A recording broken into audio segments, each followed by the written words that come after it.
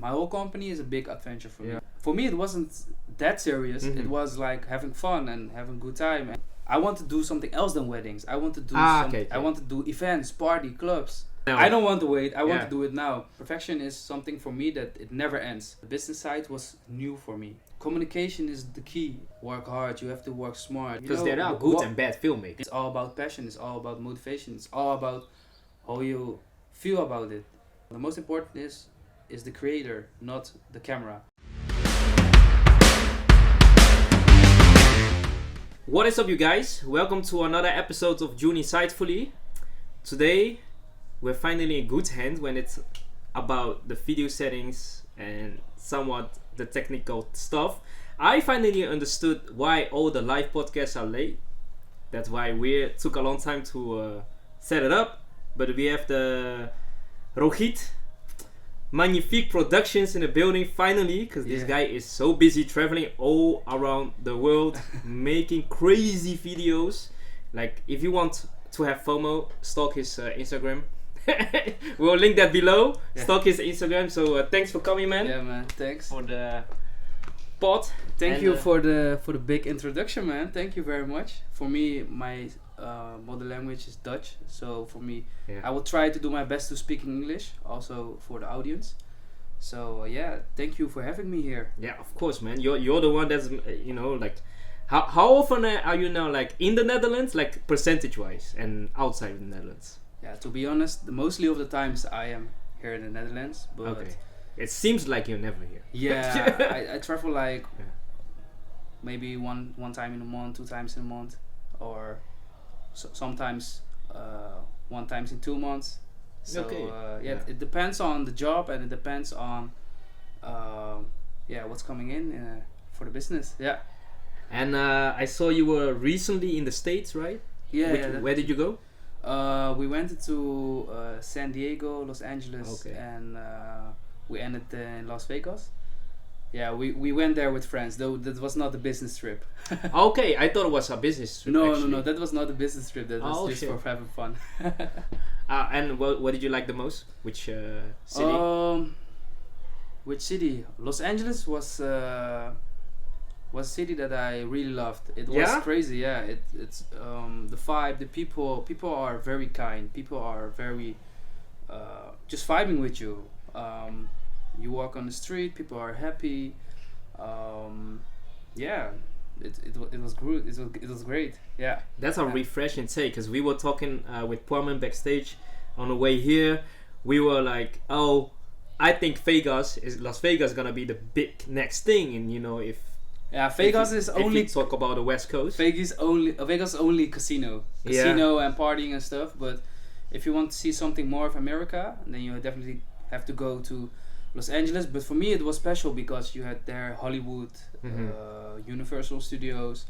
So for my passion and my business, it was great to be there, to be in a city what had a lot of filmmaking suspects. Yeah, that's where the ground zero, if you want to take like the Hollywood and everything. Yeah. But were you able? It was the first time there. Yeah, for me it was the first time there. Yeah. And were you able to connect with some people you maybe knew already, or new people? Yeah, when I go often to abroad country, in other countries, I always network. I always try to learn new people.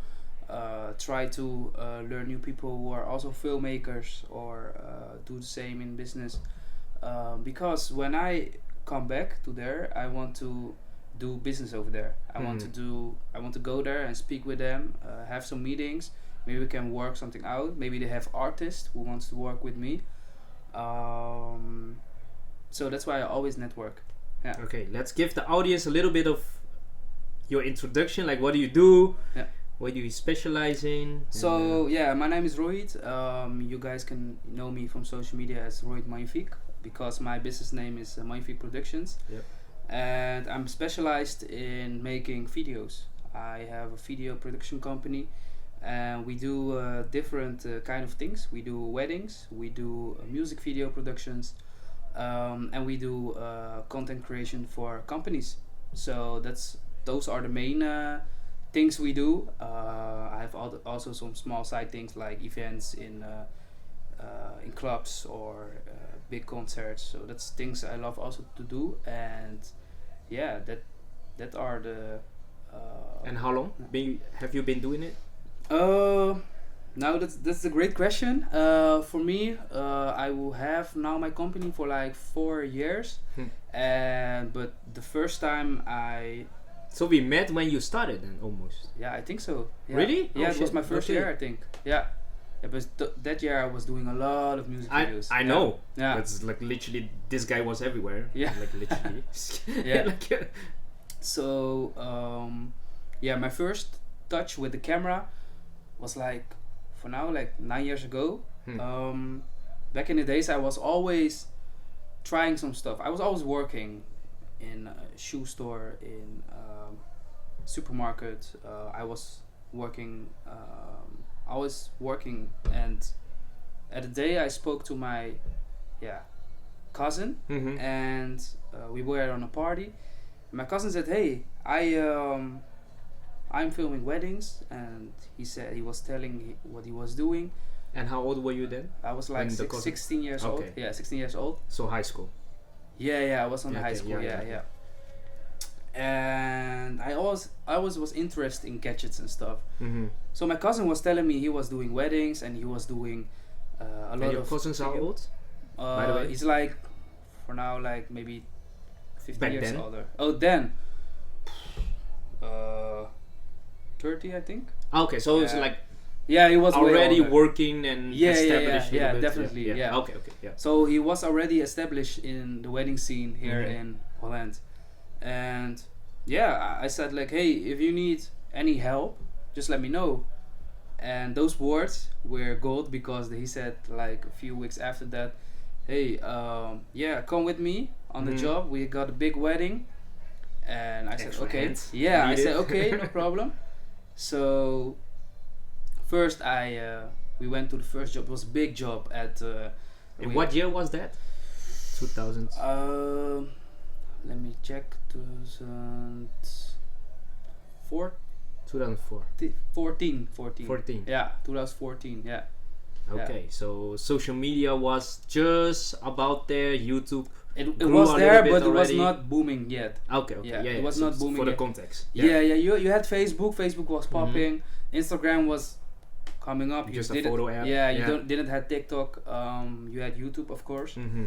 So YouTube and Facebook were popping in Okay. in Yeah. that age. So we went to the first job and it was a big wedding with like thousands of people. We had a ceremony in the castle, and we had a big wedding at the A4 van de Valk Damn. in yeah, Amsterdam. Yeah, it's a big one. Yeah. So it was great. It was crazy. The everything was crazy. So after the job, I was really tired. I said to my cousin, "Okay, so now I want to be paid because it's hard But you're work." speeding up. Yeah. So did you guys meet before? Or how did it go? He How was did it like, go? "Yo, meet me there at the location. Yeah. I will have the gear ready." Or how did it Yeah. go? So for me, I was just I didn't have any knowledge. So yeah. Did you like study before? Or how did you? do it? No. I didn't know anything. Okay. Anything. So on the day, I just was bringing batteries to we were working with a crew of 4 people. So Okay, 4, included me. Yeah. So I was bringing batteries because it was a big location, and the second shooter was shooting over there. My cousin was shooting over there. The other was flying with the drone. So I was supplying everybody, and we had a lot of gear because in that time you didn't had those compacted gear you have now. So Yeah. the What's small- like the difference then? If you because those things might seem, I think, because you were at that time you really had massive. you had DSLRs. Mm-hmm. But we had so many gear and extra gear in case of something happens. And that happens more often before. No, nothing. Sorry. That used to happen before, like something will break down, or why did you have the? Yeah. The reason why we had so many gear is because we were prepared for everything. We were prepared for everything. That's why. But my job was to take the gear and nicely sort out everything and supply everybody because I equipment guy. Yeah, basically. Equipment guy. Yeah. They call it the runner. I was the runner. Yeah. So, I was the runner, and I think that day I had the first time a camera in my hand, and he said like, "Hey, just try to film or do something." I was just filming and stuff, but I was more like the supply and the runner because for me it was not. I was not like, oh, this is my passion, this is what I want to do. No, I was just a side job, and I thought, okay, fun, party, camera, gadgets. That's what I thought.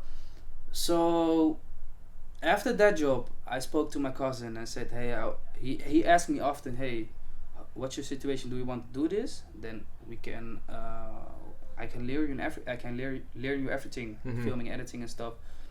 I was like, okay, I like this, but I didn't know yet if I want to do this seriously. But you told him, I want to get paid. I want to get paid. That was like, the most important. I was looking for money always. Yeah. So that's why I said I wanna get paid. So that's fine. And the next job I getting paid, and I'm learning. I was I think. And that was how much later did you got the second gig from him? We were doing gigs like almost every weekend. Yeah. Okay. Together. So you got a lot of training. Yeah. We had a crew of like 3-4 people, and we get a lot of we got a lot of gigs like every weekend. So I was not every weekend there because I had also some other stuff to do. You're basically a teenager. Yeah, I'm a teenager, you know. Yeah. But I tried to go often to the jobs, and it were very long days. We started in like, let's say 8 o'clock in the morning, and we ended and we get home like 3 o'clock in the night. So it were very long days of hard work, but it was fun. The crew was nice, was good, the vibe was good. We were just working, grinding. We were just vibing also.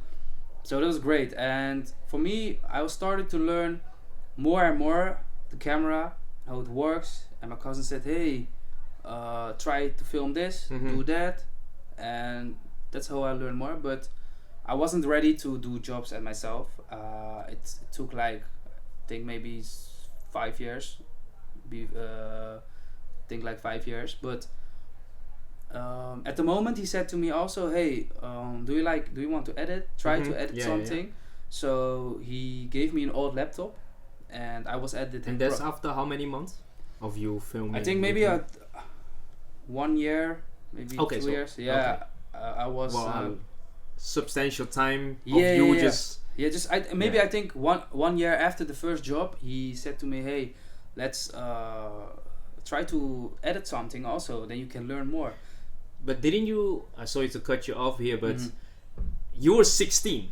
Yeah. I can imagine boys from your neighborhood just partying. I was doing that also. Going out, basketball, like football, soccer, whatever. Yeah. But you sometimes had to offer up your weekends because you said like all the weddings were in the weekend. Yeah, so how did you go about that? You were not fearing of the FOMO of your friends. Yeah. Doing those things, and you were like doing serious stuff. For me, it wasn't that serious. It was like having fun and having a good time and going to parties and filming. It was for me. But the thing is, okay, let me give you an example. So we had a wedding on Friday, and we were booked like 11 o'clock in the evening. Bro, I go to home, I call my friends, let's go party. Right, yeah. Then Saturday, I arrived Saturday early in the morning, and then we go like maybe 12 o'clock to the next job, and then I go back like 1 o'clock in the evening, but then I go to sleep. I did go to party. So my social life was great. Not suffering. No. I always had contact with my friends. We always planned things. So it was not that I was fully booked. I had also weekends free and stuff. So for me, there was never had a problem. I never had a problem. And those friends, were they also, like you said, I always searched for jobs. Yeah. Were they also like the same mindset? We just have to work for our money, and like we have to hustle. We have my friends. How was growing up? Yeah. Where did you grow up? Like Den Haag? The Hague? Yeah, The Hague. Yeah, Okay, yeah. okay. I was City center or? Yeah. I live nearby the center of The Okay, Hague. Very busy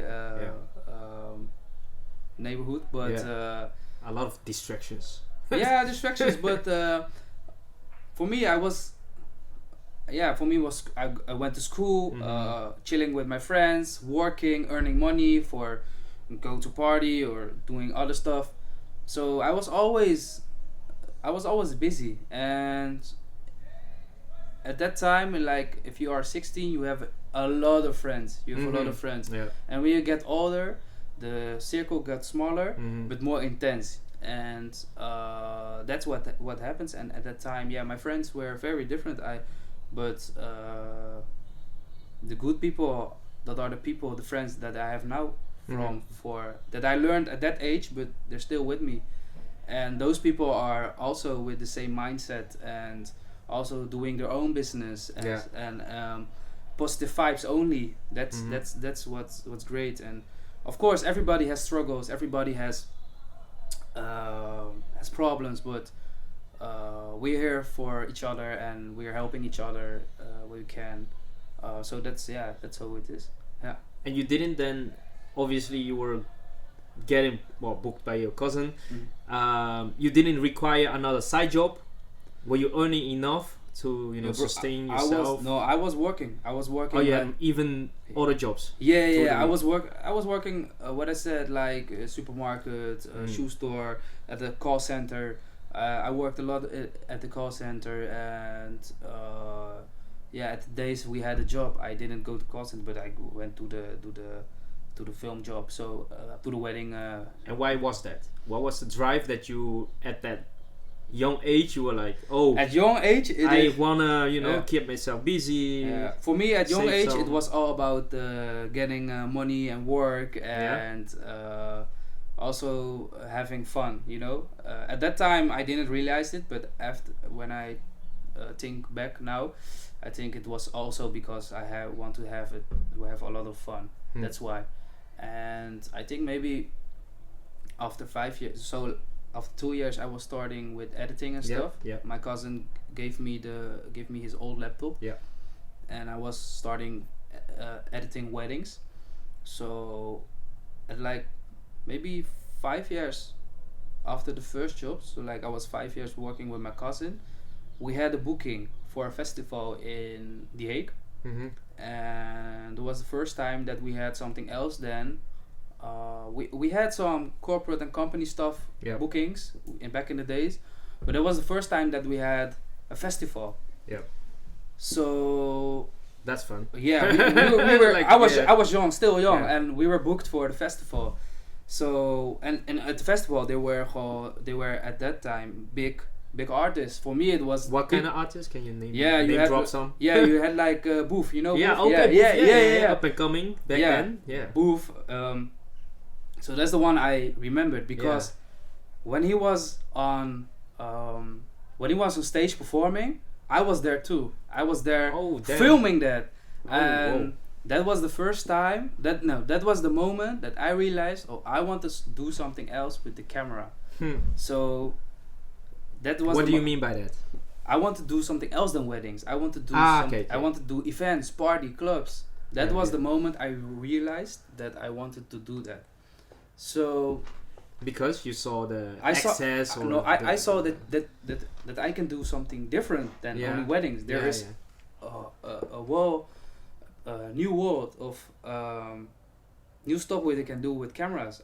I only knew weddings. I didn't know anything about it.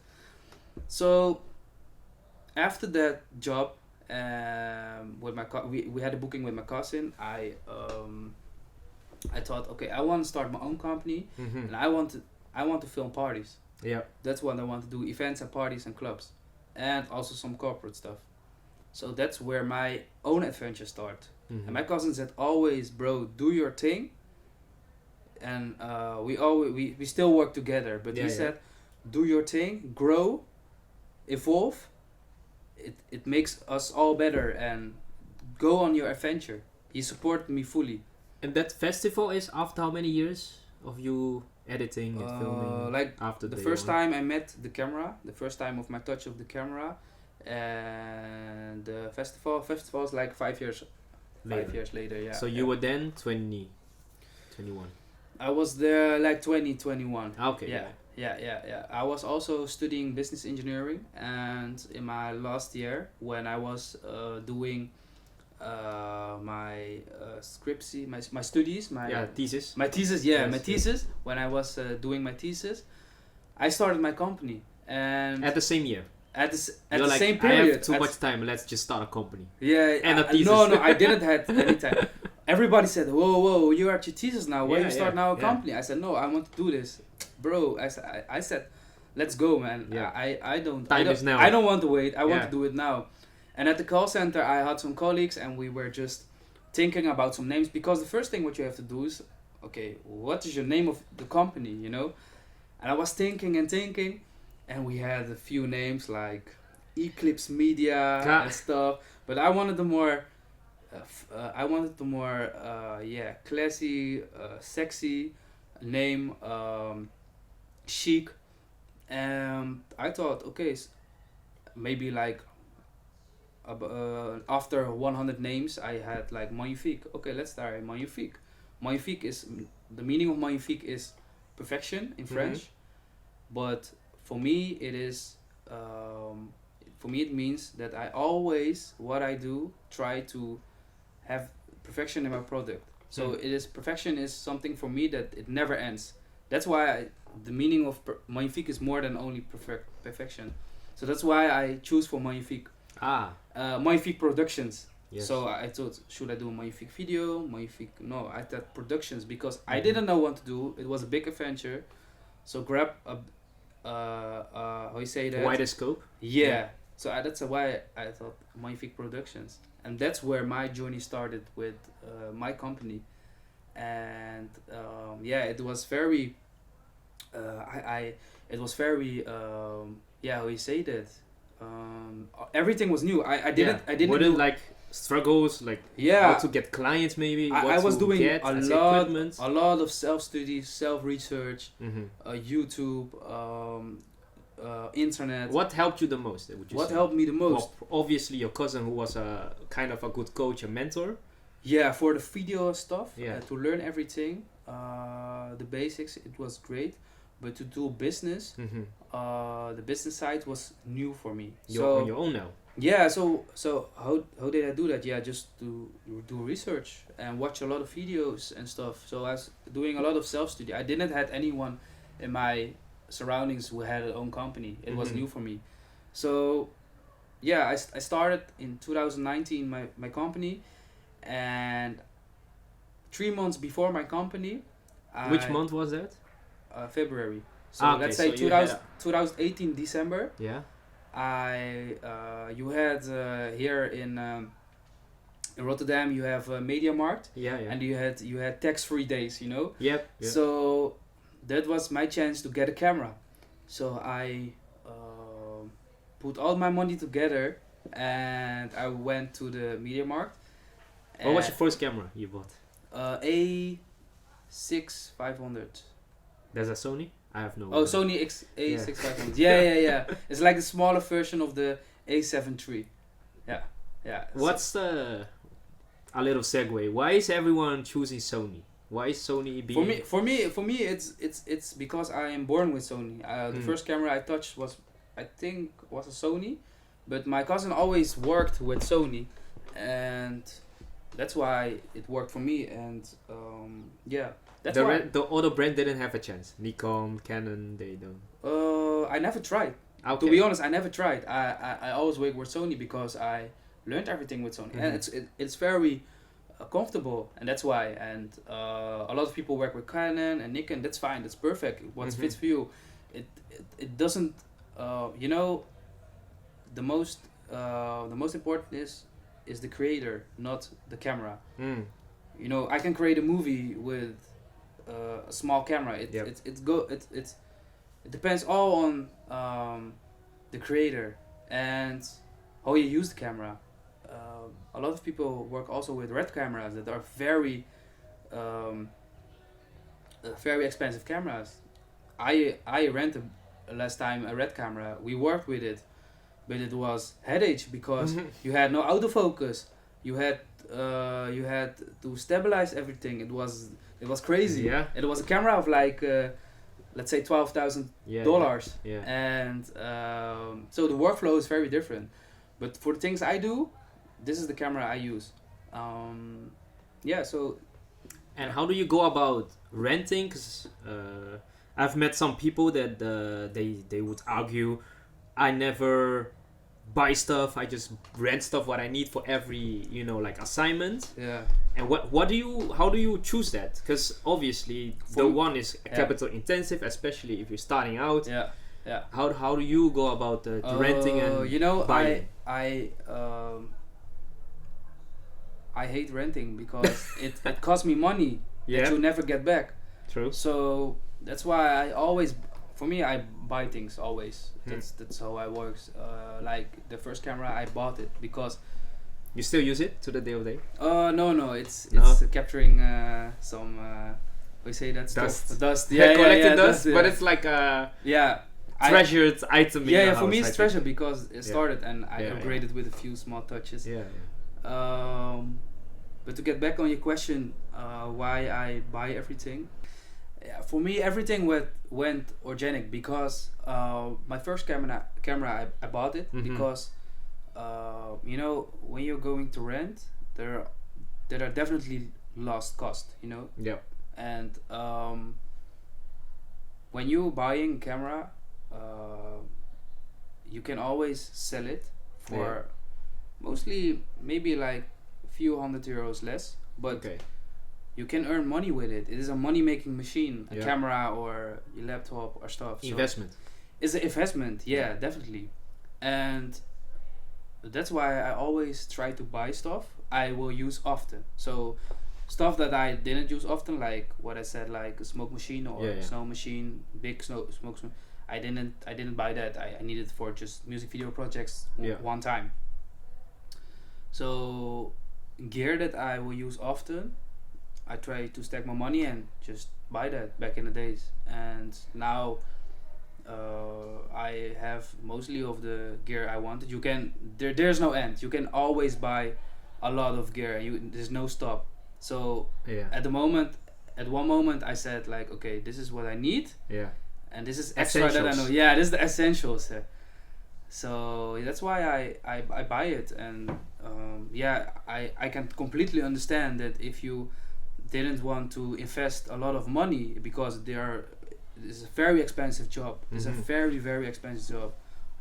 People didn't realize sometimes that you have to have a laptop, you have to have gear, you have invest more gear, SD cards. Everything costs a lot of money and time. So that's why I buy it. But I understand that people don't choose to invest but to rent it because that's more comfortable. And if you have a project, like let's say a few projects, and you can give them how you say that, you can, is it English? Yeah, you can charge the rental cost to the client. That's fine, you can do it. But if you have often jobs and you need the same camera, that triggered a thing I told you like a few years ago. Yeah, I think I sent through a clip from Chris Doe. Yeah, this is like the master of creation. Yeah. He was talking about how do I set up my invoices. Yeah, and sometimes if it's a big client, you can even use your own gear as definitely additions to the invoice, and then you literally basically get it paid back through the jobs. That triggered like. And one thing that I prefer when I buy stuff is that I going to maximize the ROI. Yeah, get the most of it. Yeah, I learn it. I learn how to work with it. When I choose to buy my first camera, if I didn't do that, I never learn it as fast when I have it. So that's for me. It's personal for everybody, but for me that's why I buy it. Yeah. And from the beginning, were you able to immediately stop the rest of the jobs, or how did it go? Because obviously you had your I course was going on, right? Yeah. I was starting my company. In your thesis year. Yeah, my thesis year, and I finished my study, and I was doing. Yeah, I didn't have any jobs. Okay, so the film was already sustaining your lifestyle then. Already. No. I mean, I didn't have any film jobs. Oh, okay. Yeah. I didn't have any clients. Okay. I had nothing. Okay. So there was no carryover from the course. I didn't have clients. I didn't have cash flow. Nothing. Yeah. I had to build it. Yeah. From zero, from scratch. From scratch. Yeah. So in my first year, I was letting my network know that I started my company in video, and that people can now hire me for small things, party, birthday parties, stuff like that. So I was always letting people in my network know, and that could be friends, colleagues, that could be friends family, friends. friends, family, you know.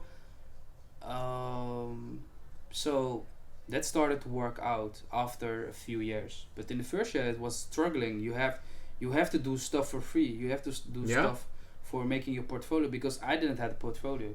I was working. Would you like to walk in stores? How did you go about it? Like I had my Instagram with like a few followers, and I was doing like, hey, I have this job today, film gig today.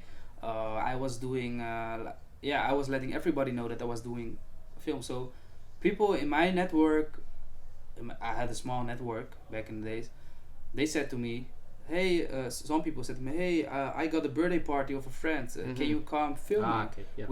And I said, okay, no problem, and I asked a small fee for it, and that's how I built up. And my cousin, he also the small gigs that came to my cousin, he passed it to me. Yeah. So that's what also worked to. So I was doing, small parties, birthdays, gender reviews. And did you needed another job to next to it? Yeah. I was living at home, so I didn't have any. I didn't have a lot of costs. So I finished my study, but after my study, I had. I was thinking about, okay, should I do a university? But it was nothing for me. So I said, okay, I want completely focus on my company. So that's how I was doing that, focusing on my company. And let's say in 2019, I had my own jobs, my first jobs. And at the moment, I think maybe after 1 year, I said, hey, I want to do music videos. Yeah. Because I was watching music videos. I like, whoa, dope, great. I want to do that too. But I didn't know anybody of. So what I did was like sending people on Instagram for, hey, I'm a filmmaker. I make music. I'm filming. Yeah. I didn't have any music video experience, but I know I can do it, and I will do it for free. The first one for you. That's how I was hustling. How many free ones did you log in before you started charging? For the music videos. I sent it to everybody, DMs for, hey yo, I'm Rohit. But just one replied to me. Okay. Out of how many one replied? I mean, like three of them replied, but one was serious. Like, hey, come to the office. But how many did you send out? Like hundreds, 200, 300?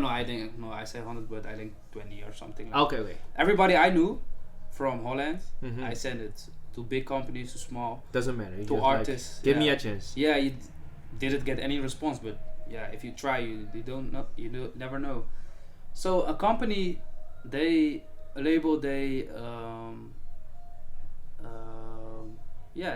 contacted me. They said, hey, come to our office, and we spoke, and I said, okay, I know I want to do it. I know I can do it. I didn't have the experience, but I have the film experience, so I know I can. So they said, okay, let's go, and I said, I will do it for free. I need this. I need to build my portfolio, you know. So give me this chance. And they said, yeah, let's go. And I was like, whoa, okay.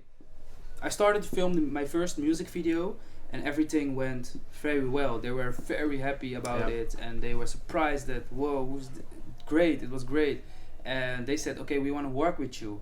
So I worked with them for small fees, and I was doing music videos for them, and people in their network saw that I was doing music videos, so they contacted me, and after that, people in their network saw it and they contacted me, and that built up for like 4 years. I'm doing like music videos for 3 to 4 years now. I think 3 years now, and through the time, the network expanded. Everybody knew me, and people in that scene contacted me for, hey, I want a music video, and that's how it started for the music video way to work out.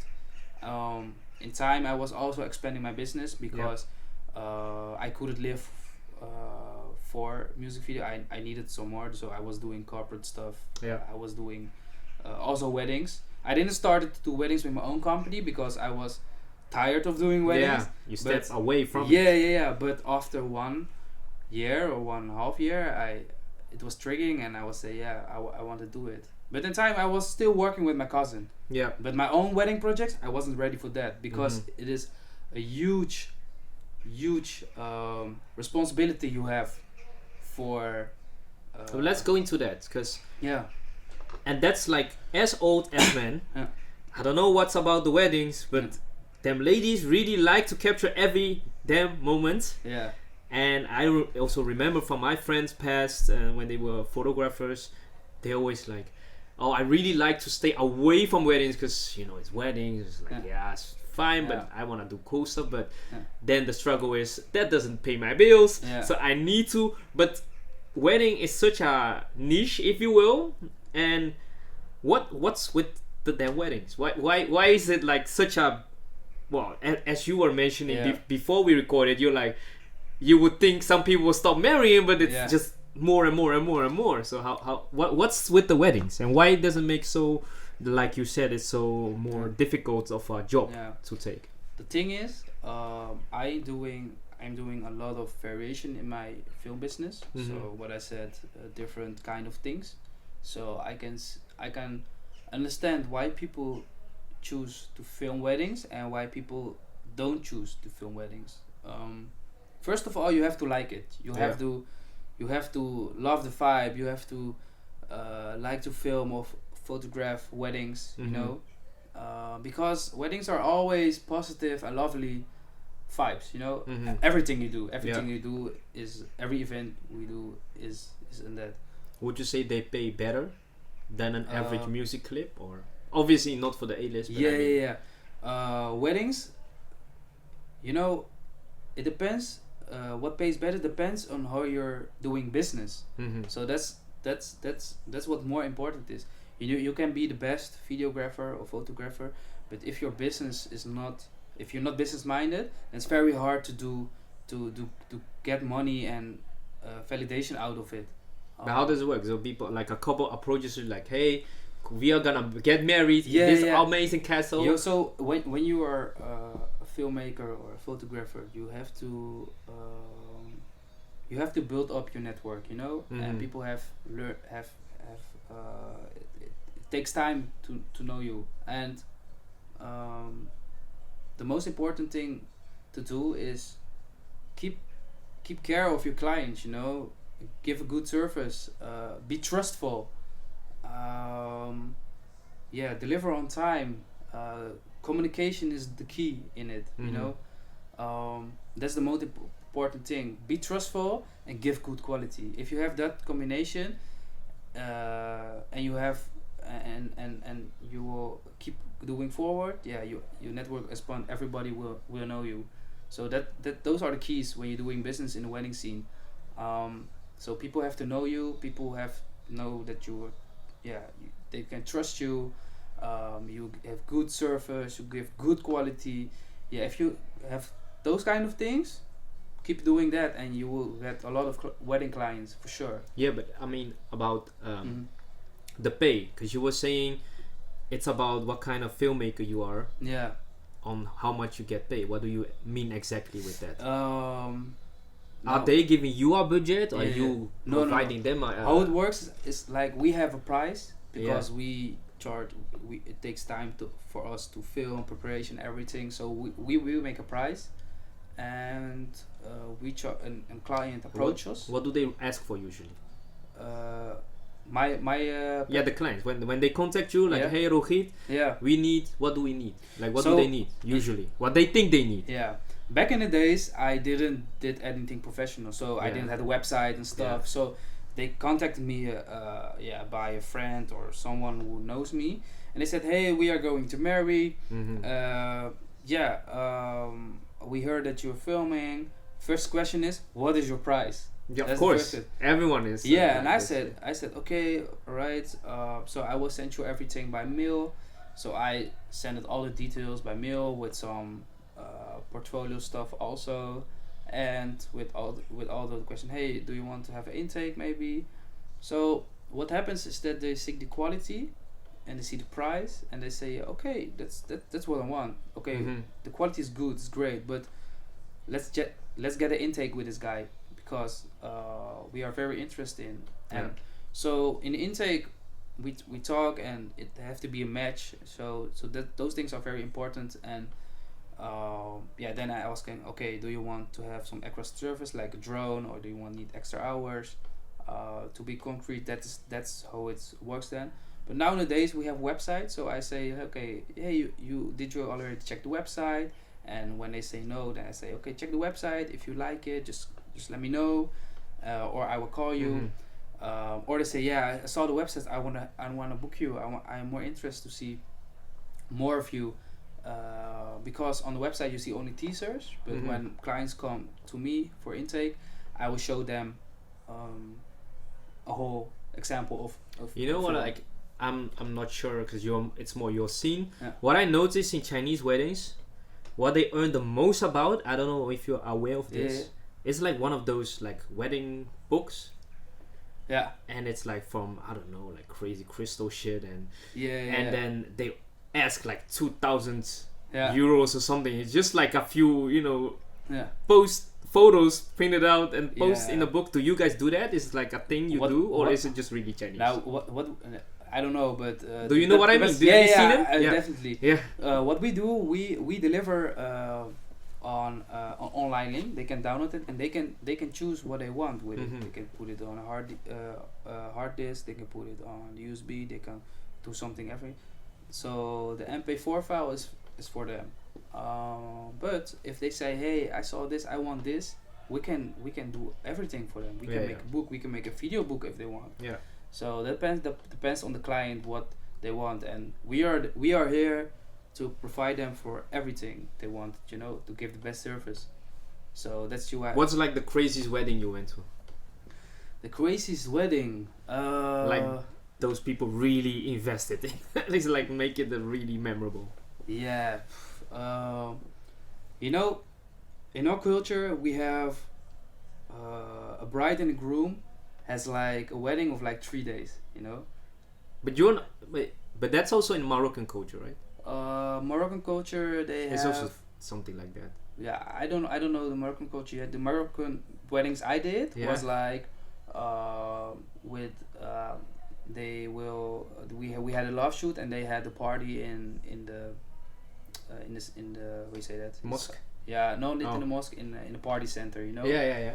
And that was what I know of Moroccan people. But when you have Indian wedding, or it is like a whole week. So you have a whole week of festivities. Yeah, small festivities at home. Yeah. Big festivities in big party centers here in Holland, with nice cars, with nice decoration. Everything is on top. So some weddings are easy 100,000 euros. 100,000. 100,000 euros. Wow. Whole week. Guys, that's why you not get married. No. But that's in Holland. When you go to UK, it's way more. There is a next level. Here you are limited by the things you can do in Holland. In UK it's bigger. You can do there you have people who spend like 200,000 euros, 300,000 euros on weddings. It's crazy. What? Yeah, it's great. Indian weddings. Yeah. And And you filmed at one of those, or? Yeah, we filmed one of those, and it is In UK.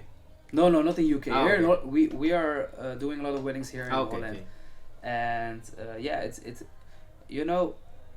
what I see is that I see two things. You have we do a lot of intense weddings with a small group that's also very very beautiful, very good. Yep. And we have weddings we are very big with like 500 to 1,000 people with 2,000. 1,000 people. Oh, okay. Yeah, 500. But that's a lot. Yeah, also. that's a lot of people, and so those are two kind of weddings. And how do you divide that? If you get 1,000 people wedding, do you like require a lot of guys to help? No, we focus on the bride and groom, and we focus on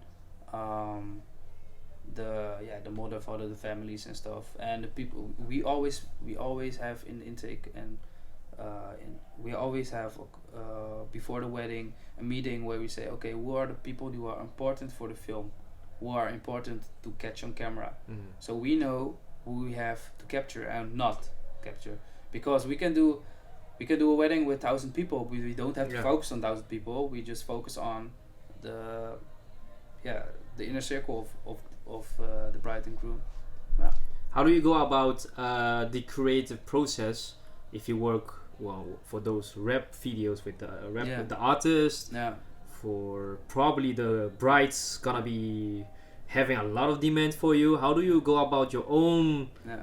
Because I think most of the filmmakers, they already kind of that part one of the question is, do you actually have to have the visuality skills that you already see the narrative going on the film before it's filmed? Yeah. And second thing, like, how do you balance basically the wishes of the client and your own creative freedom? So that's where the business side of the whole thing comes. You have to manage the client. So you have to think how the client thinks. You want to do what the client wants, and you want to give them your perspective that are helping the client. So let's take a music video as example, and after that we will go to the wedding. So where we do a music video production, we always start with a meeting with the client, with the artist, and we always ask, okay, do you have any idea how do you want it? Do you have examples of other music videos? So we try to get the best out of the artist and the input of the artist to create a concept, and we will definitely put our input also in it. So it's a concept of two. But what we do, we make let's make concrete, we make a mood board, we make a script, we make a color list, we make a timetable. So everything is managed before we start filming. That's called the pre-production, and the pre-production is the most important of everything. When that is correct and well prepared, then the filming will be more easy on the job. Because a music video is not only filming, editing. No, it's a whole organization of scouting locations, bringing models, arranging cars. You're also in charge of that. Yeah, we also do the productions now. Okay, they basically say like, hey, you. Yeah. Literally, I need this.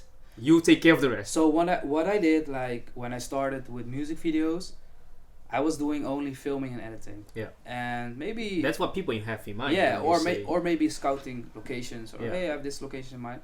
But what we're doing now, 3 years later, is we're doing whole productions. And what does it mean is that we are doing everything around it also.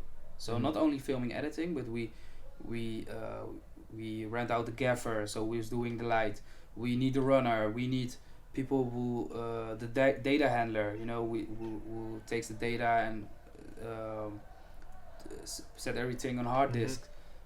We need to arrange location, car, models, food. So because we have artists who come from outside the country to Holland. So like we had last year in Oslo, artists who come to The Hague. We had artists from Brussels who comes to The Hague. And we want to have everything well prepared for them. They come, and everything, where we're going to eat, what we're going to drink, how we're going to shoot, So all those kind of things we put it in production. That's what we do now. It's not only filming and editing at the moment. Yeah. And you mentioned that you started in 2019 in February. 1 year later, the COVID hit. Yeah. How did that go? Do you see? Well, I was doing a lot of music videos in COVID, but not big production. Because the jobs went on. Yeah. So yeah. that didn't stop. I started in COVID, like 1 year before COVID, I think. Or 2 years before COVID. Yeah. So for me, I didn't had any jobs. I didn't had any music video gigs, or I had nothing. So everything what I did was better for me. So people who had before COVID a lot of gigs, and in COVID nothing. Yeah, that's how you say that? Crazy for them. That's not good for them. How you say that? Yeah. Unfortunate that. Yeah, it's not.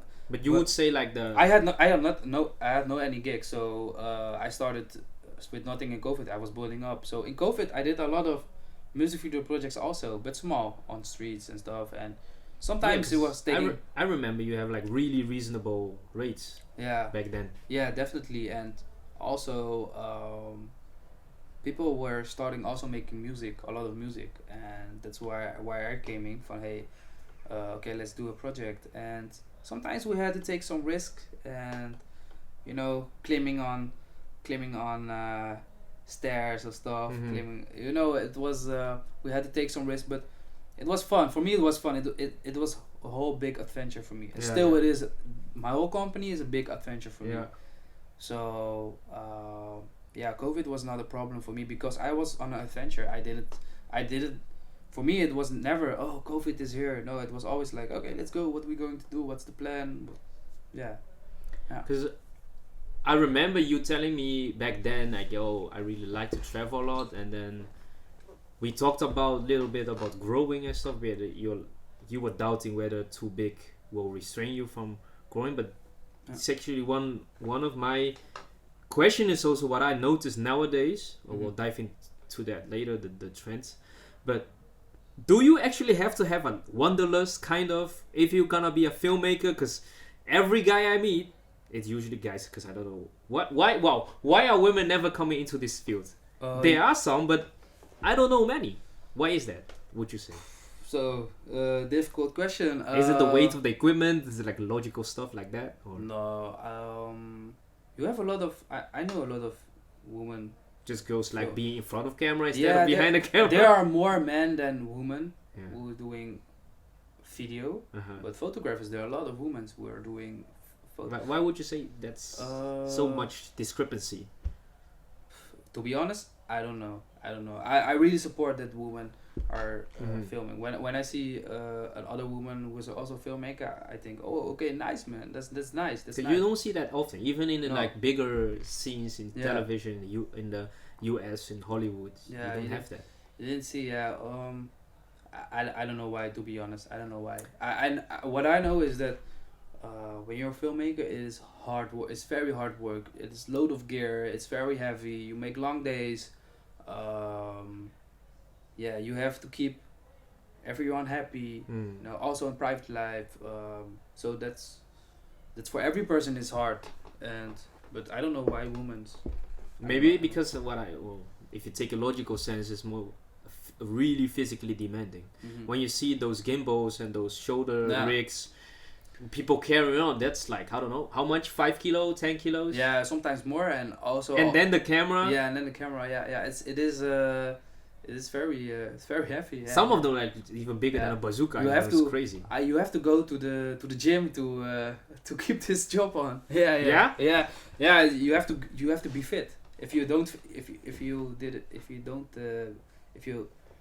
be fit, then you cannot sustain the day. No, because do you have people that actually like said like, bro, I need a definitely, because I can't carry the thing. For me also, when we do, let's say this week I have 2 weddings and 1 small event before the wedding. When I finish my wedding, I am totally broken. Broke. I have to. Yeah, for me it's normal. So, but I can understand that people are just okay. Let's time out. Really? Yeah. But I love to work. I love to do it. It's my passion. So, I always go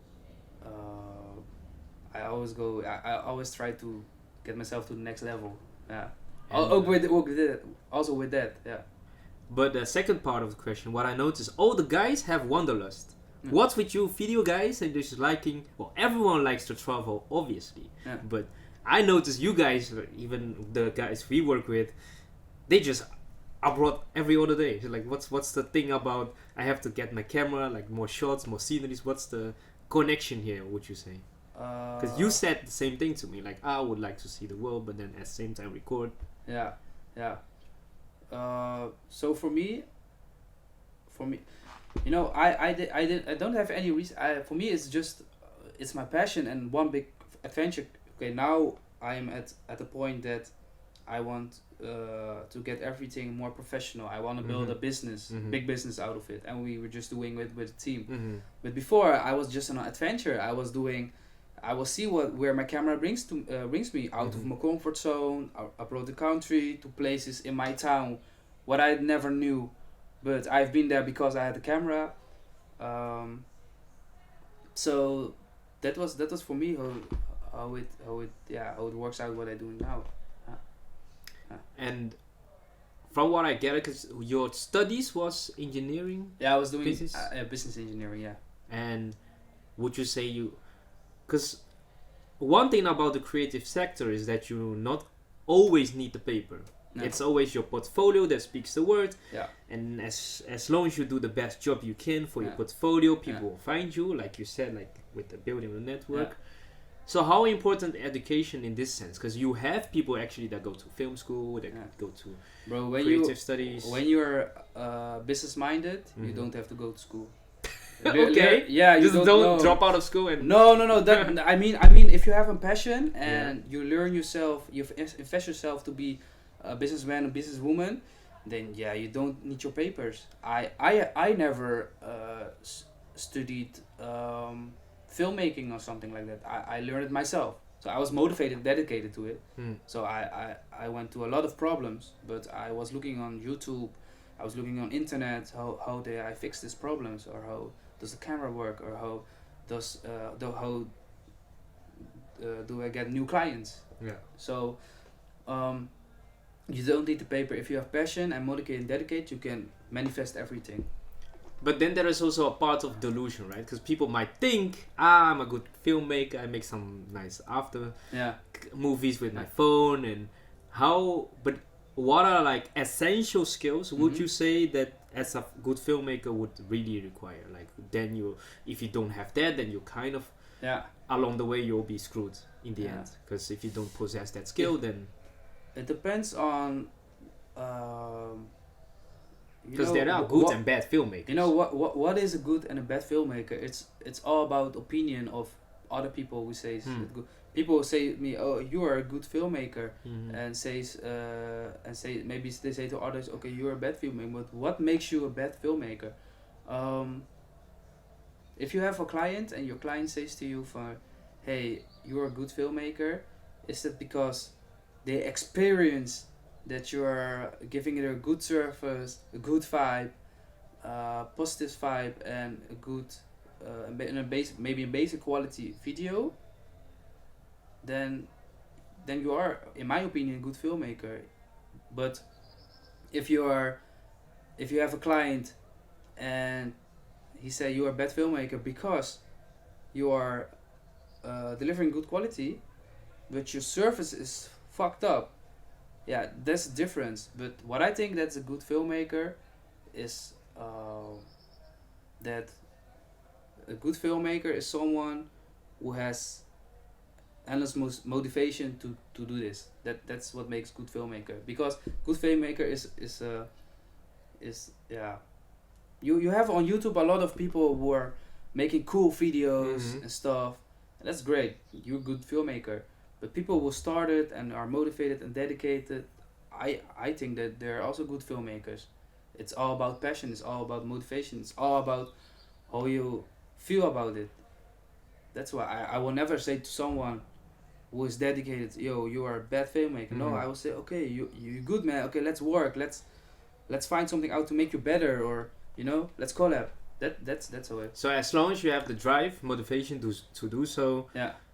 And one thing you mentioned, you actually, because when regular people like myself don't know about the business of the film, we just look what we see on the screen. Yeah. We think the product is finished when the clip is finished. Yeah. But what you're mentioning is the whole aspect around it. Yeah. And it's already starting with phone call number 1. Yeah. And it ends with the after sales, maybe like, are you happy? Like how much response did you get? Definitely. And to get back on your question, what's a good filmmaker? It's an opinion. A regular people who does have nothing with any of filmmaking or video or stuff, they will say, hey, something that if they see something new and crazy video, say, oh whoa, it's crazy, man. But I can say that's just basic. It's nothing. So it depends on opinion. Who calls you a good filmmaker? I always want that my clients call me a good filmmaker. I will give them what they want, but plus a little bit extra. Yeah. So that's how I work, and that's what I want for my clients. And I want that my clients say to me, you're a good filmmaker. And I work to that. And of course, my colleagues and stuff, we are always wanted to bring our skills to the next level. We always evolving. But for me, at this moment, I am more focusing on the business side than on specializing to be a next level filmmaker, because I want to make more happy clients. I want to make more clients happy. I want to give them more service they deserve, also in my scene. And that's why I want to expand my business, so I can train people. I can have my own crew. I have already my own crew, but I want a bigger crew to provide more, to do more weddings on a day, or to do bigger productions. So that's why I now training myself and expanding my business, and that's my purpose for the next years, to do that. Okay, let's change gears a little bit. As you can see, and you're fully aware, I think, during the lockdowns and whatever, the whole podcast scene, the whole YouTube scene exploded, basically. It went hyperbolic. You've seen content creator that had 1,000 followers go to 1 million. We have all kind of niche markets coming up. Everyone all of the sudden is their own brand. That just in 2 years happened. So that makes sense. So we have more people putting out content, but then you have to capture the content, which the field that you are in. How do you see the trends, and why is that, do you think, and where is it going in like next 5 years? So this is the best time to start as a filmmaker or videographer, photographer. This is the best moment to start if you want even to start. Better than when you started. Definitely I think, because social media is now popping. So TikTok videos are now crazy. People post quality TikTok videos. Content is needed in this world. So if you want to start now, and let everybody know in your network that you're doing, because people will choose for you because they know you trustful, and they know your quality. That's why they choose you. And so this is the best moment to start. And if you talk about trends, I think now with AI it's going crazy, because I think maybe in a few years you don't have to edit. You don't have to edit. You don't have to. You don't have to edit. You put your raw footage, of course. You put your raw footage and the script that you wanted with the effects you want. You give it to the AI, and they make a music video for you, or a corporate video, or something else. You see now that you have subtitles, simple things, subtitles. Captions.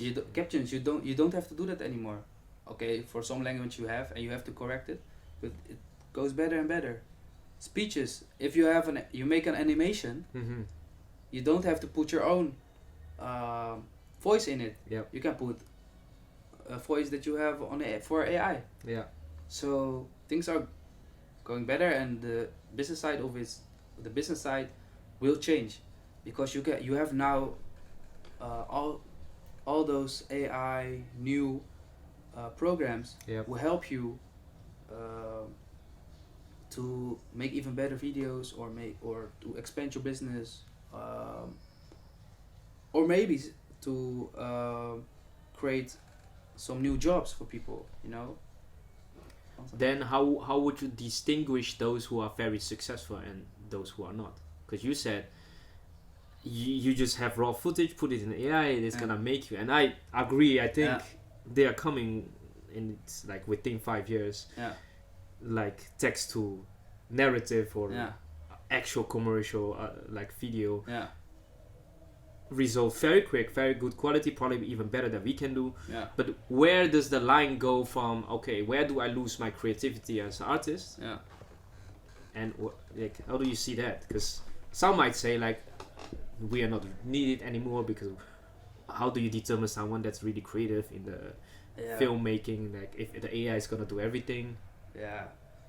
To be honest, I don't care about that. It's, for me, it's just take something in life that you like to do, and do that. You can do so many things with this AI and stuff. You can make businesses out of making text, you know, writing, but you have to find something that you like and do that, and that's what you and if you do that, that's what you brings you further, and that's what you develop yourself. So to get back on your question, I don't know, man. I don't care also. But, and I asked this a little bit earlier, when you were growing up, was this kind of already in your mind? Because you did say like, oh, I didn't know anything about film, but was it something you were interested about, or were you focused on making money and this was a way to make money? For me, everything went just organic. I didn't know that I wanted to do this. For me, it's just one big adventure, and the position where I'm now is just because I was doing always things what I love to do and like to do with passion. You know, filming, it was developing, and it was my passion, and still my passion. So that's how things worked out for me, because in my 5 years that I have my company, I have a lot of struggles, problems and stuff which you have to deal with, but you have to get motivated, dedicated to get over it and to find a solution for it. And that's how it brings you have to work hard, but you have to keep motivated. And what's the solution to that? To do something that you like, and that's what worked for me. And what are, like, for you the biggest pitfalls for those who are now thinking, like you said, pick up a camera, go out, DM people, maybe do things for free, because nobody's gonna take you serious if you're just starting out? And what are, like, common pitfalls you see, like, contemporaries of yourself just fail or stopped eventually? In the beginning of my when I started my own company, people say, I was searching online, asking people, and they say, you have to charge a price, you have to charge, you have to do what you want, and clients will get to you. But that's not how it works. You have to work hard, you have to work smart, you have to learn how your clients think, you have to learn how it works. You have to do so. If you have no network, or any people in the area will give you the jobs, then you have to work for free. Get some jobs done. Put all your creativity in it. And that's why I say you have to like it, because if you don't like it, you won't do it. If you like it, you know you're gonna get it, and you know you are building. So the most pitfalls are that you have to find a way for yourself to get where you want, and that's for everybody different. Because for me, it was just having fun and adventure. For the other is just okay, I have to make money. Yeah.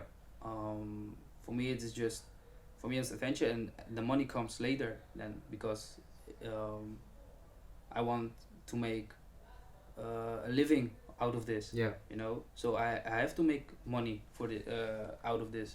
That's why. And yeah, sometimes you have to get you have to step one, you have to do you have to do one step back to get two forward. You know, that's always say in Dutch, but I don't know how to say it in English. It's true. Yeah. Yeah, man. That's think. And then you said, now we're gonna grow, because that's already an update for me. Because last time we spoke was a few years back. Yeah. You were in the crossroads. Yeah. How are you gonna do this? Yeah. And what's the vision now for the coming 5 years? You like have a big studio. Yeah. And people come to your place to film, or what does it look like?